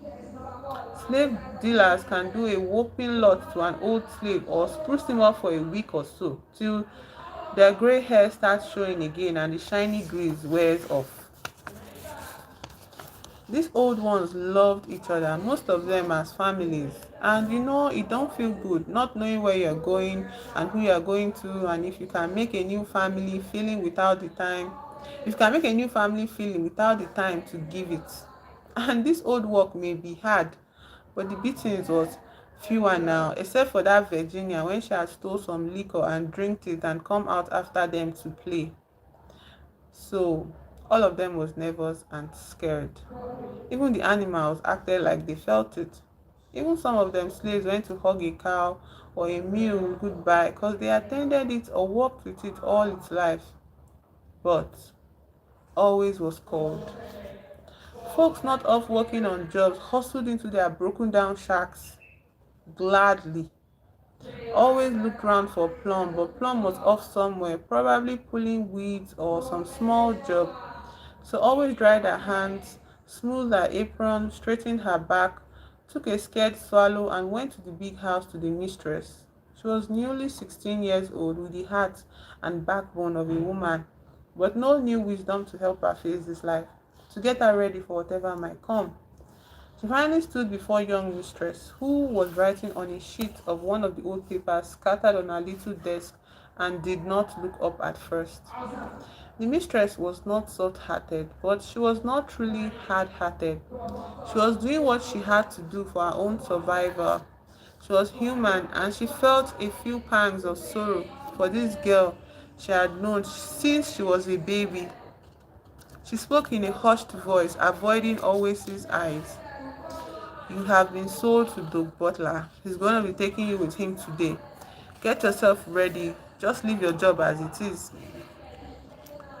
The mistress forgot her small sorrow and wondered who else she would get to do the good job that always did. Not always playing, but really working hard. Always face just sort of turned to stone or wood as all kinds of thoughts scrambled through her mind. But she said an automatic yes. Young mistress gave Always her attention again because she really did need that money. "Go on, hurry now, the gentleman is waiting." Always asked gently, "Excuse me, ma'am, won't I go find Plum?" The mistress thinked on the fact that Plum and Always was sisters underneath her own upbringing. She did feel sad again for a minute. She said, "No, we will take care of that." Then she thought a minute and said quickly, "You have been in this house. You've been born here. Your papi and your mommy was raised here, died here. At any rate, this has always been your home. You have been well fed and cared for. You are young and strong. You have been taught to do all kinds of work that will help you get along in the world and please your new owners. You are not pretty, but that is not necessary in your life, and I don't think you need to be very smart to do the work you will do. Simply do what you are told to do as well as you possibly can, as we have tried to teach you. Are you a virgin?" She knew she had no sons, but slaves were savages no matter how meek they looked. She also thought of her husband and disease. Always nodded. The mistress continued, "Good. Now, I have told your new owner you are very good in the kitchen and laundry and you sew some." Always still thought of Plum. "And I takes care of my little sister Plum, ma'am. I can get her ready." Young mistress stood and said firmly, "I told you we will take care of that." Always thought she meant they would get old Miss Ellis to get Plum ready. After all, they knew Plum was sickly and all she had. Surely they would not separate them. She left. As she went down the steps to depart running, as she went down the steps to depart, running through the tall trees to the slave quarters, she hated the master and mistress with a full heart. But it was a useless hate, like a raindrop hating a tornado, just worthless and useless to itself even. When she got to her shack, she stood on the dirt floor and in a blur of tears and fear. Useless. She had shared that shack with two others, but they were not there now. One sold last month, one in the field somewhere. She stopped dead still, having her breath, hands at her side, feeling the thump, hearing the beat of her heart. She looked round the shack, her home. Now, now there was things she loved in it. She finally went and rolled her few nothings in an old rag. Her main piece was a headscarf she had made out of scraps left over from sewing for Loretta and Virginia and some of the slave things at Christmas. It only took a minute to get her things. Then she moved in the dead silence to the square cut out in the wall for air.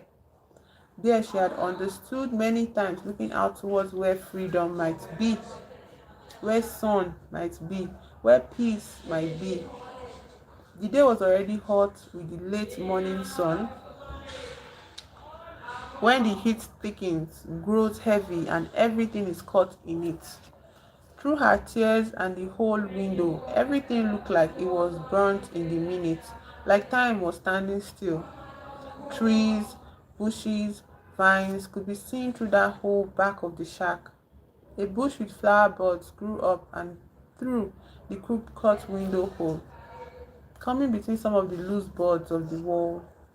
Always eyes filled with tears, silent hard tears that did not roll nor move. She put out her arm and her hand sought a leaf, a little flower bud, and pressed it to her nose. The smell was free. It moved gently from her nose down through her whole body. She felt hollow. Then, then her tears moved, flowed, and the trees and the bushes, buds seemed to wave and drown like in a dream. Everything ran together. A bird my baby threw crumbs to from her own crumbs flew up and landed in that budded bush. He chirped for his crumbs. There was none. Always lifted the crushed flower bud in her hand and said, "I don't have no food to give you today, but I'll give you some love, little bird," and dropped the young petals down to the free bed. "Take good girl, take good care of yourself." Then she turned, picked up her rags, and left her home of 16 years. Sobs now finding their way out, tears dropping all over that shack's dirt floor, running through whatever there is of me, leaving pain everywhere I am into the still hot air, lingering in the dust that floated in the rays of hot sunlight. The bird turned his head sideways so to see better and watched her go through the door for the last time, out into the world, and she didn't know a bit more about where she was going than that bird did. Left not to seek a future but to bow down to whatever future was coming to her. And I feel now as if I could kill whoever thought of all this. Such a horror mess again and again. But I don't feel this many times again and again. Has always walked towards her future down that time-worn path to the boogie, waiting to carry her away. She wondered if Brother Son and Peach were alive or dead. She did not know Son had tried to buy her through Loretta, but that Loretta never told anyone because she did not want always to go. She, Loretta, wanted to go. And always was a kind of insurance that Son would be where she, Loretta, could somehow reach him. And if he never sent for her, then always had no right to get away. This, and still, Loretta had kindness in her heart for many other things. But I guess all these things led somehow back to herself. I watched all these things, I knew things, and then again, I didn't know things. This being here and not being here all at the same time was a hard thing to be. I couldn't help nobody or nothing. It is surely a hard thing to be and not know why or even how. I only knew I couldn't help my babies, none. That's the end of chapter 5. So chapter 5 is very short, much shorter than chapter 4. Much shorter and is filled with so much melancholy. This whole book is like just melancholy or melancholic.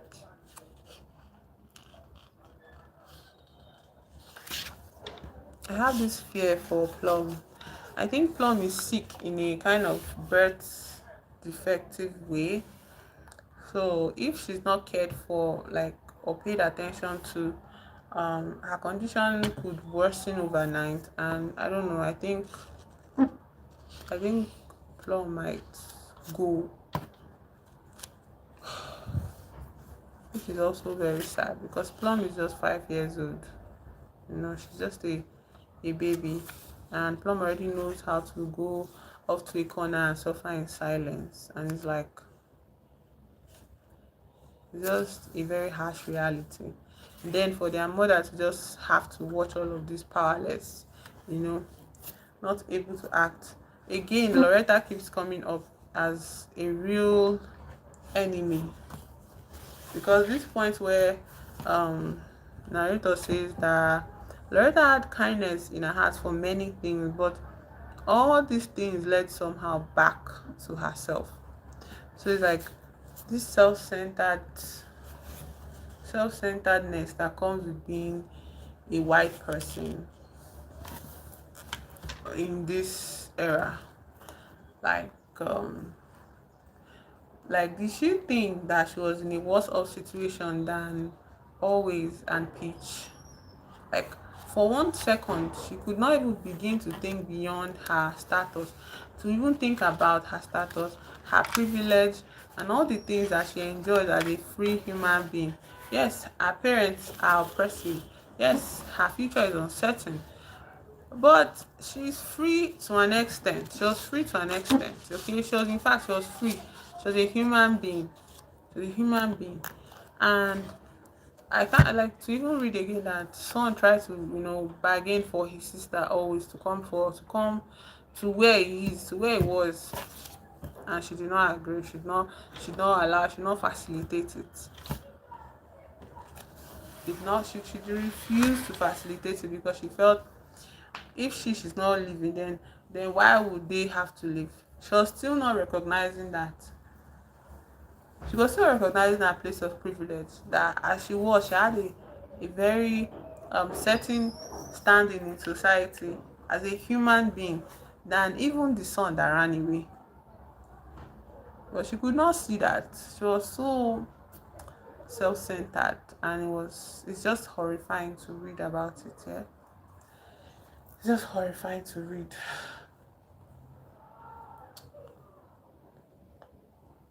Anyways, we read 2 chapters for today, which is cool. We read a really long one and then we read a really short one. Chapter 4 and 5. And we'll continue it this time next week again. Now I want to continue chapter 6 next week. This time. Today is Thursday, right? So maybe Thursday. If I don't have like an event for Monday or whatever. So yeah.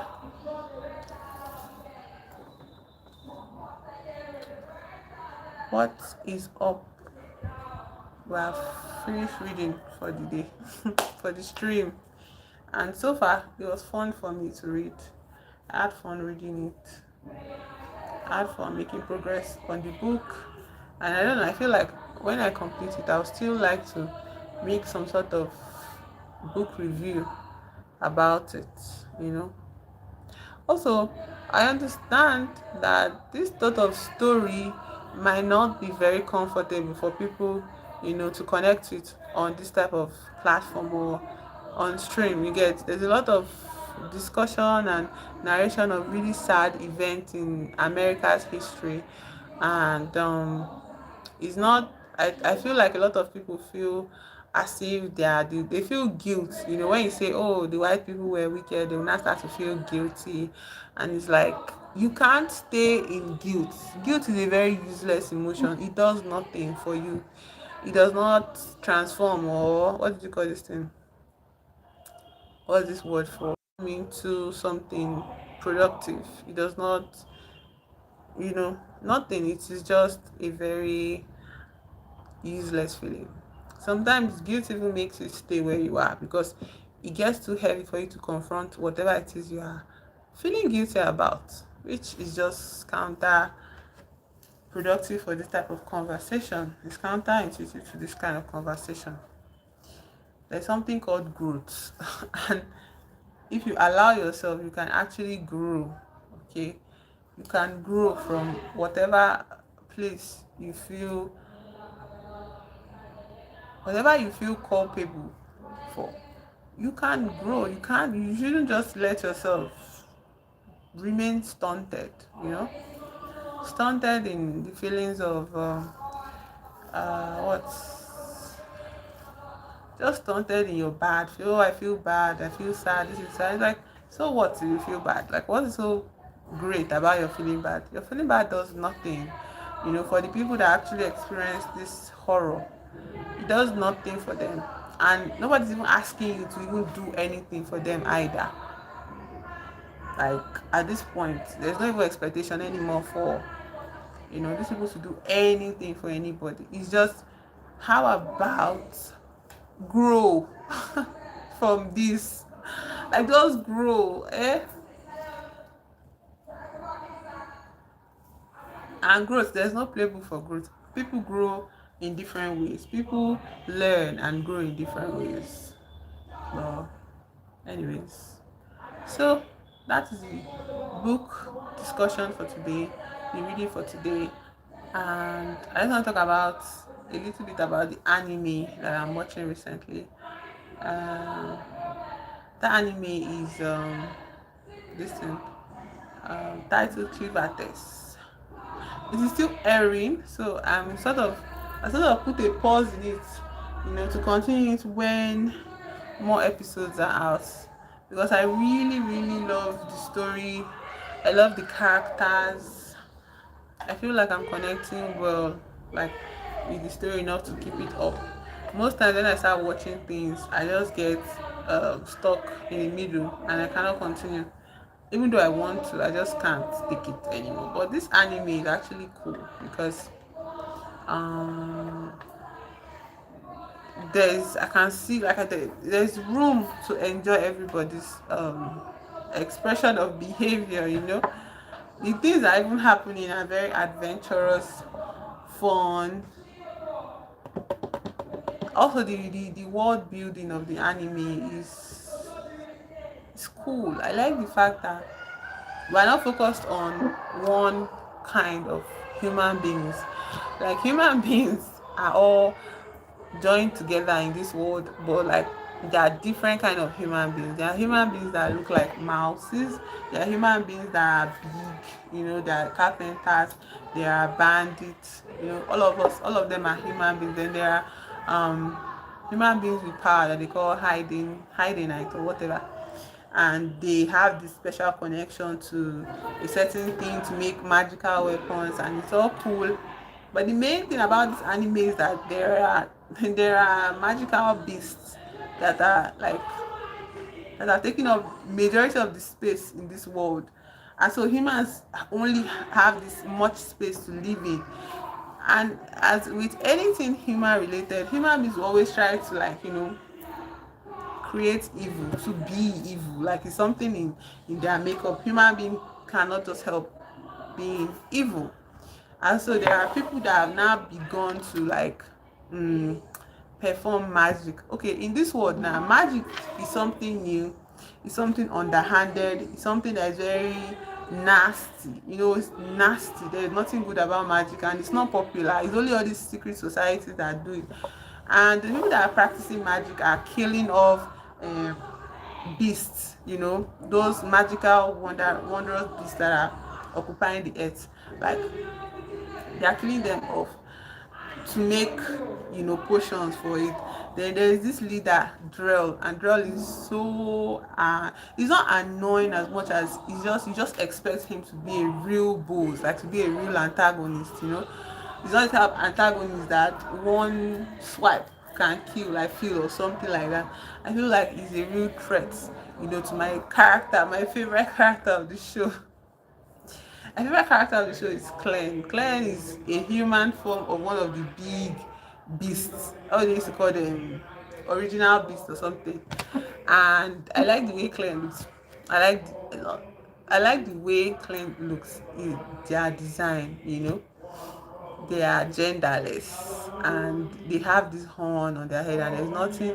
The only thing that is very unique about them among human beings that he's masquerading or pretending to be is that his eyes are different. So anyway, Glenn gets into one kind of situation where he destroys an entire nation of humans, and he ends up with the heir to the throne, the baby. The heir to the throne is just a tiny baby, and he takes the baby, and then he starts to see that human babies are a headache. Okay, you have to feed the baby, you have to clean the baby, you have to, and he cannot do it himself. Obviously, he's not built for any of that. So he resurrects a hero that he killed. So there are this group of people called heroes, and heroes are blessed by the king to embark on this journey to try to kill beasts like Clan. And Clan's beast is beast form. They call themselves Cleavertest. That's the title of the anime. So he resurrects a female hero that he just killed before killing the town, killing the city or the nation. When he resurrects her, he just tells her, okay, feed this baby. And she's like, I can't. And one thing I really love about the anime is that there's this explanation for how it works. There's no magic now. Like the way he resurrected her, she asks him how, and he gives her a very detailed explanation of how he resurrected her. It wasn't just because he's this magical, not he's this wondrous creature, that exists. He explained that he fed her his blood so she could feed the child that he's raising. And she's like, are you dumb? Women cannot breastfeed babies until after they've given birth themselves.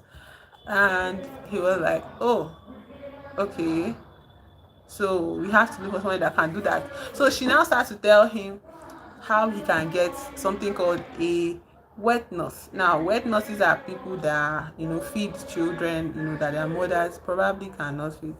And she says you have to go to town and pay them to feed your baby, and this and that. And he's like, so what does that entail? And he's like, it costs money, but don't worry, we can sell some of the oils in your territory, and we'll be able to pay this nurse and blah blah blah. So three of them start going. Then he changes from his beast form into this human form, and they start this adventure with the baby, and he tasks her to clean the baby, wash the baby, hold the baby, not hold the baby because he cares about the baby, so he holds the baby sometimes. So anyways, they get to town, and they're like, before they get to town, they are in one pathway like this, and then they're attacked by bandits. And when they're attacked by bandits, the hero, she's like thinking to herself that, I'm safe. This demon is going to destroy them. Ha ha ha, I'm safe. But that's not what happens. The bandits actually knock them unconscious and kidnap them and take them to their hideout. And she's like, why in the world did you let this happen to you? And I was like, I can't blow my cover. I don't want everybody to think I'm away from my kingdom. That's how invaders attack my territory. I can't do anything. I can't pretend. And she's like, okay, I'm in trouble then. So, but the clause about her resurrection is that now she can't ever die. She can't ever die. She's immortal. As long as his blood is in her, she can't die. So, different things is fun, adventurous, and I was just at episode 7.